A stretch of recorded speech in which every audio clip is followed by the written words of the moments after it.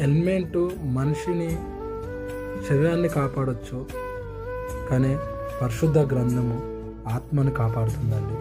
ఈ పరిశుద్ధ గ్రంథాన్ని నమ్మి మనం ప్రయాణించి వెళ్ళే ముందు దేవుడికి ప్రార్థించుకొని మనం బయటికి వెళ్ళినప్పుడు మనకి ఏ హాని జరగదండి.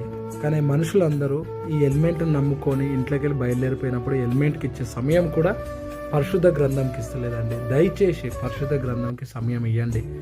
ఇది మన భద్రత, ఇదండి. ఇది కాదండి భద్రత. మనం ఇంట్లోకి వెళ్ళి బయటకు వెళ్ళినప్పుడు మీరు చిన్న ప్రార్థించి బయటకు వెళ్ళండి, మనకి జయం జరుగుతుందండి. మన శరీరాన్ని కాపాడుతుంది, మన ఆత్మను కాపాడుతుందండి. ప్రాముఖ్యం మన ఆత్మ చాలా ప్రాముఖ్యం అండి. శరీరం కాదండి. శరీరము 50-70 అధిక బలం ఉంటే ఉందండి, అంతకుమించి ఎక్కువ కాదండి. ఆత్మ చాలా పరిశుద్ధంగా ఉండాలండి.